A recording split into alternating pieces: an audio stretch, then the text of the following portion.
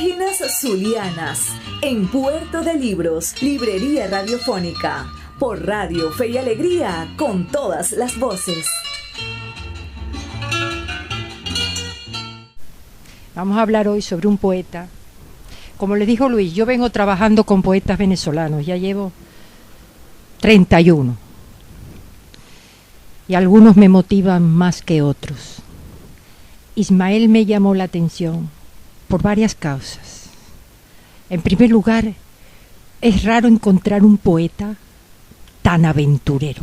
Aventurero en el sentido de la palabra. No estoy hablando de aventura.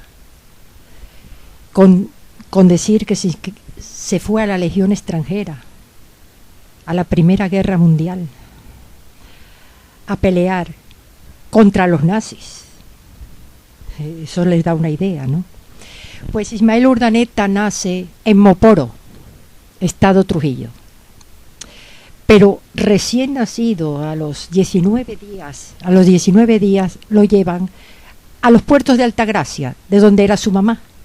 Entonces y de ahí, pequeñito, apenas en primaria, lo traen para acá. Entonces para él es Maracaibo, y sus poemas son para Maracaibo. En sus memorias no pronuncia otra ciudad que no sea Maracaibo, nada más. Él nace el 4 de marzo de 1887, finales del siglo XIX. Tiene muchos hermanos, una familia muy numerosa. Y después de cursar primaria, secundaria,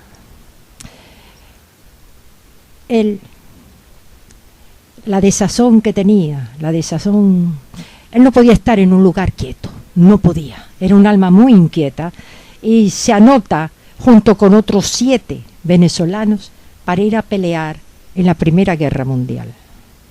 Y vaya, en las famosas, él estuvo en 2 de las más sangrientas batallas de la Primera Guerra Mundial, la de Verdún y la de Dardanelos. Estamos hablando de Argelia, de la costa de África, de esas zonas. Él pelea a favor de los franceses y los ingleses, en contra de los nazis. Obtiene 3 medallas.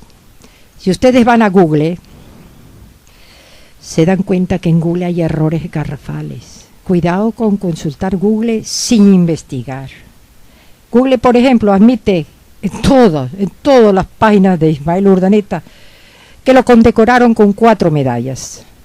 A mí me llamaba la atención que todas las fotografías donde sale él con el uniforme, le llegó a capitán. Fíjense el uniforme y mírenlo a él. Es un hombre guapo, bajo, moreno claro, de ojos aguarapados. Un hombre muy bonito. Muy bonito. Y fíjense que todo el tiempo lo que se ven son 3 medallas. A mí me intrigaba esa 4ª, ¿de dónde sale? Y autores notables como Arraiz Luca, que dice 4 medallas y todo.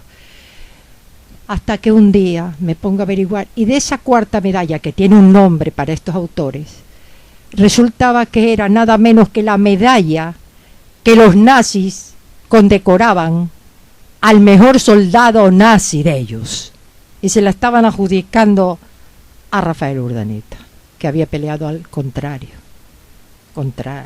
Así que cuidado con Google. Vamos a leer algunos poemas de Rafael Urdaneta. Rafael Urdaneta lo hieren mortalmente, no. Primero lo hieren en una batalla en el oído derecho, después lo hieren en un pie. Acuérdense que está en trincheras a 6 y 10 y 12 grados bajo cero, las trincheras donde él pelea, bajo cero. Se le empieza a gangrenar el pie, le cortan hasta la rodilla, se le sigue gangrenando, le llegan a cortar la pierna. Antes de que le corten la pierna, cuando va por el tobillo, está hospitalizado en un hospital de la Cruz Roja. Me voy a saltar los detalles porque si no... Hay una monja, enfermera, se enamora perdidamente de él, Teresa Pascot. Y claro, como debe ser, deja los hábitos, como debe ser, ¿no? Y se va con él. y se casan y tienen 2 hijos, una hija y un hijo, y se radican en Argelia. Así que ahí vamos a dejarlos a ellos allá, que por algo vamos a dejarlos. Él, después de todas esas batallas, acuérdense que la Primera Guerra Mundial va de 1914 a 1918, 4 años. Regresa aquí, a Maracaibo. Es recibido con honores en el Teatro Baral. Elías Sánchez Rubio, no lo que dicen muchos en Google, Udón Pérez. Udón Pérez no lo recibió. Elías Sánchez Rubio. Y ahí es donde el mismo poeta Elías Sánchez Rubio le da el epíteto de el poeta legionario. A Elías Sánchez Rubio se le debe ese epíteto, el poeta legionario. Cuando llega, es admirado como legionario, como soldado, pero él escribe, acuérdense que él nace se desarrolla en una etapa entre el modernismo venezolano y la vanguardia que no había llegado al estado Zulia. No había llegado, él está acá. Entonces el primer poemario, Corazón Romántico, de un enamoramiento joven, lo escribe dentro del modernismo, pero sin mucha repercusión. Pero después, con las vivencias de la guerra y con ese modo de pensar que le ha cambiado a él tanto, empieza a escribir de otra manera, de una manera que aquí en el Zulia no se admitía. Y se murió él sin que se llegara a admitir. Es el estilo que lo habrán oído, la vanguardia literaria. Es el estilo. Empieza a escribir en ese estilo. Aquí en Maracaibo lo que dominaba cuando él regresa es el grupo Seremos. Y quien dominaba la escena literaria era nada menos que Udón Pérez. Y Udón Pérez era palabras mayores en literatura. Entonces, los del grupo Seremos lo admiten muy bien, lo admiten como legionario, como soldado, como aventurero, como bohemio, pero no lo admiten, su estilo literario no lo admiten, lo relegan. Como él ya regresa a Maracaibo, sin una pierna, sin el oído derecho, muerto de hambre, no tenía nada, nada. Los grandes amigos que había conocido en Europa, amigos que coloqué los nombres ahí, amigos venezolanos. Acuérdense que está gobernando Gómez cuando él vive. Y él muere con Gómez todavía en el poder. Y amigos gomecistas que tenían altos cargos en Europa, en Italia, en el Vaticano, en París. Cuando llega a Maracaibo lo abandonan, no lo auxilian para nada.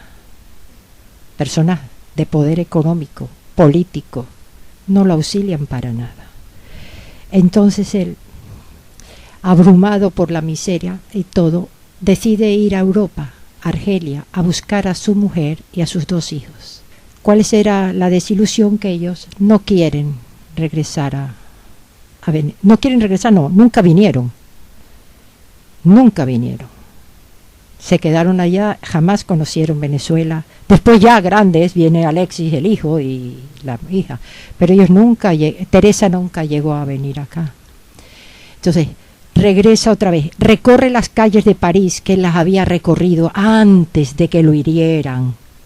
Antes. Un hombre guapo, bohemio, simpático.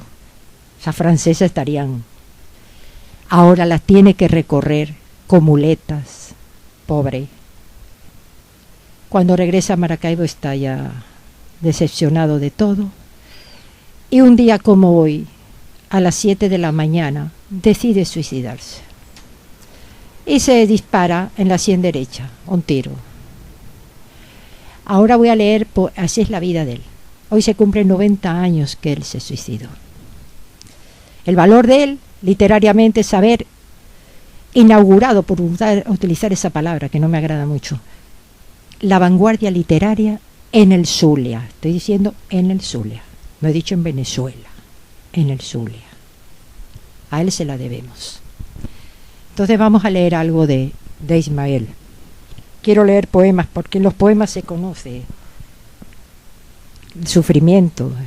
Fíjense este poema antes de que se vaya a la guerra, cuando ya le picaba la aventura. Antes. Son extractos, porque son poemas largos. Conozco por mi mal que soy un tanto predilecto a los ritmos y al encanto de las aventuras y emociones. En el poema está, los poemas de él son casi autobiográficos, se conoce al poeta ahí. No tengo la culpa.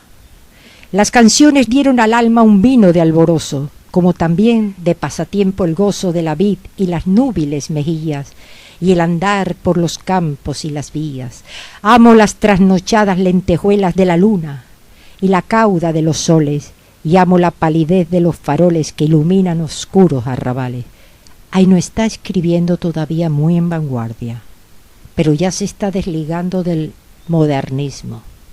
Ya empezó a ser en la pampa de la vida un potro, crines al aire y la nariz violenta, como el tendido que mi escudo ostenta, el caballo del escudo nuestro.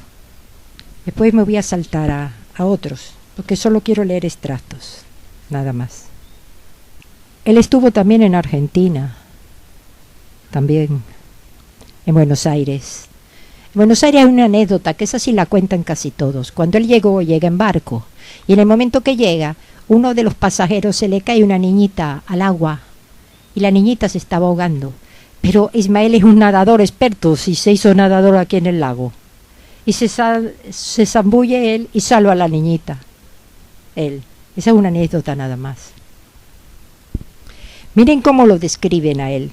César Carrizo, uno de los mejores amigos que tuvo Ismael. Era bizarro y elegante, de anchas espaldas, de manso andar, como hombre que no va con el reloj en la mano. Los cabellos negros, abundantes y ligeramente ondulados, los ojos oscuros a primera vista y glaucos en el fondo, a modo de mar en calma, sobre cuyo remanso flotaron las alas de la tarde, la frente ancha, serena, sin tormentas, la nariz alta, la boca perfecta, el mentón recio, la tez pálida con esa palidez morena de los hombres del trópico, y unas manos. Las manos de Ismael eran hermosas.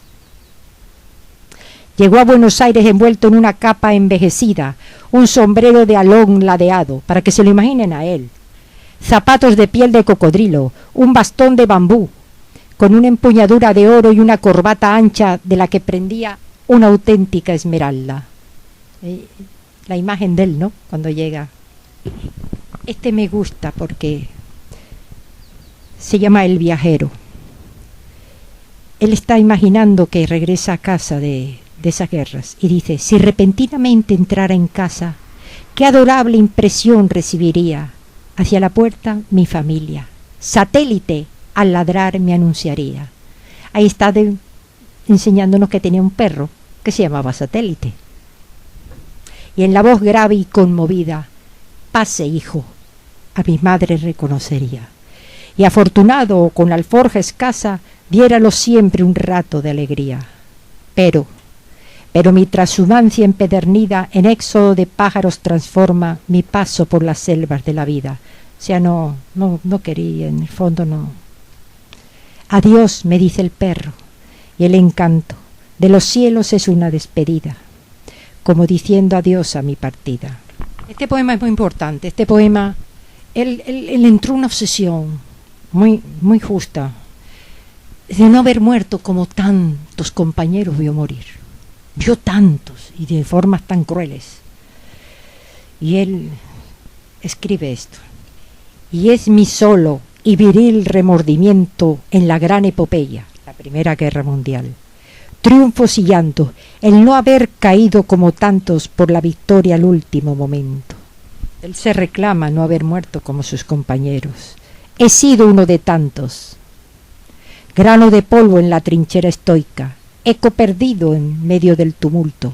He sido uno de tantos los que vivieron. Después escribe un poema que para mí es un poco, no premonitorio, no creo en eso, sino que ya él ya traía su... Dice: no moriré de tarde, y murió a las 7 de la mañana, socorrido por la cristiana unción de un viejo cura. Él no tenía religión, por supuesto. Ni moriré tampoco en el olvido, y no ha sido olvidado. Bueno, eso quiero creer. de un suelo extraño a toda desventura. Aquí está diciendo, fíjense que no va a morir en tierra extraña. Ese es del poema Surtidor Confidencial. Quiero leerles un poema que él escribió, extractos al lago. Él se dedicó al lago. Y él hizo el segundo poema que se considera hecho el tema del petróleo. El primero lo hace Udón Pérez, Oro Rojo. Y él hace el segundo. En aquella época, acuérdense el convenio que hubo con las compañías petroleras. Nos sacaban el petróleo y se lo llevaban. Y él dice esto: casco negro, describe al monitor petrolero. Casco negro, puente blanco, veloz, bufando carbón, sudando aceite.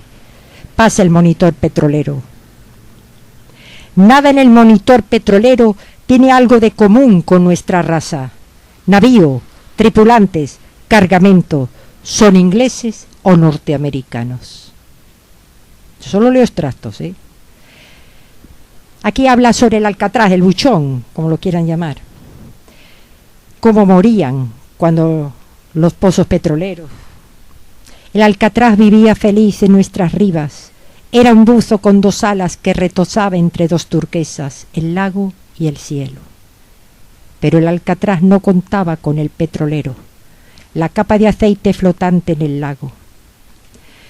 No se contentaron con embetunarle el plumaje gris, también le han improvisado un canto de cisne en su garganta fónica. Porque el mísero pelícano, cuando ahora se lanza de cabeza a través de las vetas en pluma, es víctima del espejismo pérfido de aquel iris oleaginoso. A Maracaibo. Palmera señoril, antes dabas al cuadro del paisaje lacustre la pincelada esbelta de tu airón tropical. Ahora te suplanta la torre del taladro, menos poética, menos ilustre, pero de más efecto comercial, la palmera y la torre de acero. Hoy, fíjense cuando está hablando en 1926, y ahora nos quejamos de la cuestión ecológica, ¿verdad? Y en 26, miren lo que va a decir. Hoy ya no hay árboles, pobre calle afligida, buhoneros, hoteles, planola, ahora diría bachaquero. Has naufragado, Maracaibo, en arena, cemento y petróleo. Ya no te asomarás más nunca a la ventana azul del lago. Ya no te cantarán como antes las olas, los árboles y los poetas. Entonces, como voy a terminar, quiero leerles el poema con el que se despide de la vida él. Su mamá lo encuentra, le pide un café a su madre va por el café y cuando regresa ya se había disparado. Pero fíjense el poema que él deja escrito. Extractos. Mejor es irse temprano, cuando aún haya sol y nos quede el ansia de un paisaje nuevo, la ilusión de una ciudad lejana, el deseo de un albergue distinto. Mejor es ponerse en marcha joven, voluntariamente, con todo listo. Mejor es emprender el viaje definitivo, llenos de savia, compañeros. Las marchas en la noche sin luna y sin estrellas amedrentan el ánimo. Luego hay algo peor que la juventud cegada con el desplante de los dioses. Y con ese poema se llama Au revoir. Él dominaba el francés. Claro, vivió allá mucho tiempo. Bueno, no les puedo hablar más de esto.